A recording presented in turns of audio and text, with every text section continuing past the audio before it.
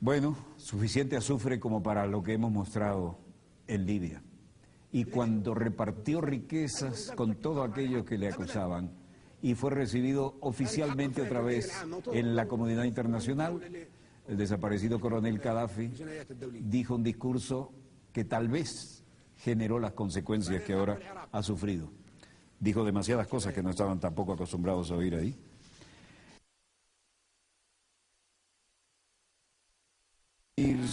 Y mancomunicar y comunicar sus esfuerzos para superar los desafíos que son nuestro principal enemigo común, el cambio climático, las crisis internacionales, el deterioro económico del capitalismo, la crisis alimentaria, la crisis del agua, la desertificación, el terrorismo, la inmigración, la piratería, las epidemias naturales y las epidemias causadas por el hombre, la proliferación nuclear. Tal vez la gripe H1N1 fue un virus creado en un laboratorio que quedó fuera de control y que originalmente se había concebido como un arma militar. Entre esos retos también cabe citar la hipocresía, la pobreza, el miedo, el materialismo y la inmoralidad. Como se sabe, las Naciones Unidas fueron fundadas 3 o 4 países. Ellos fueron los que la fundaron, que a la sazón estaban contra Alemania. Las Naciones Unidas fueron creadas por naciones que se unieron contra Alemania en la Segunda Guerra Mundial. Constituyeron un órgano denominado Consejo de Seguridad que convirtió a esos países en miembros permanentes y le otorgó el derecho de veto. Nosotros no estábamos presentes en ese momento. Las Naciones Unidas se configuraron de acuerdo con esos países que tenían la intención de que nos sumáramos a los planes originales. Esa es la esencia real de las Naciones Unidas cuando se fundaron hace más de 60 años. Eso sucedió en ausencia de unos 165 países a razón de 1 a 8. Es decir, 1 estaba presente y 8 estaban ausentes. Esos países redactaron la carta, de la cual tengo aquí una copia. Al leer la Carta de las Naciones Unidas, se puede constatar que el preámbulo de la carta difiere de sus artículos. ¿Cómo surgió la carta? Todos los que asistieron a la conferencia de San Francisco en 1945 participaron en la redacción del preámbulo, pero dejaron los artículos y el reglamento interno del llamado Consejo de Seguridad en manos de los expertos, los especialistas y los países interesados, países que habían establecido el Consejo de Seguridad, los que se habían unido contra Alemania. El preámbulo es muy atractivo, nadie lo objeta, pero todas las disposiciones que aparecen después lo contradicen completamente. Rechazamos esas disposiciones y nunca las respaldaremos. Se volvieron obsoletas después de la Segunda Guerra Mundial. En el preámbulo, por ejemplo, se afirma que todas las naciones, pequeñas o grandes, son iguales. ¿Somos iguales en lo que respecta a los pueblos y en los puestos permanentes del Consejo de Seguridad? No, no lo somos. En el preámbulo se afirma por escrito que todas las naciones son iguales, sean pequeñas o grandes. ¿Tenemos nosotros derecho de veto? ¿Somos iguales? No. En el preámbulo se dice que tenemos igualdad de derechos, ya sean nuestros países grandes o pequeños. Eso es lo que se declara y lo que acordamos en el preámbulo. Por tanto, el veto en el Consejo de Seguridad contradice la Carta. No aceptamos ni reconocemos el veto. En el preámbulo de esta Carta se afirma que no se deberá recurrir a la fuerza armada, salvo en interés común. Ese es el preámbulo que acordamos y firmamos, y nos sumamos a las Naciones Unidas porque queríamos que esta Carta reflejara eso. Se indica que solo se recurrirá a la fuerza armada en interés común de todas las naciones. ¿Pero qué ha sucedido desde entonces? Han estallado 65 guerras desde la creación de las Naciones Unidas y desde la creación del Consejo de Seguridad.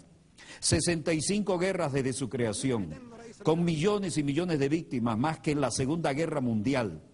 ¿Acaso en esas guerras, así como la agresión y la fuerza se utilizaron en esas 65 guerras, responden al interés común de todos nosotros representados aquí? No. Esas guerras se llevaron a cabo en aras de los intereses de 1, 3 o 4 países, pero nunca de todas las naciones. Hablaremos acerca de si esas guerras respondían al interés de un solo país o de todas las naciones. Esto contradice de manera flagrante la Carta de las Naciones Unidas que firmamos. Y a menos que actuemos de conformidad con esta Carta de las Naciones Unidas que acordamos, lo rechazaremos y no temeremos hablar con nadie en términos que no sean diplomáticos. Ahora hablamos del futuro de las Naciones Unidas. No debe haber hipocresía ni diplomacia, porque se trata de la cuestión importante y vital del futuro del mundo, del planeta. La hipocresía dio lugar a estas 65 guerras que han estallado desde la creación de las Naciones Unidas.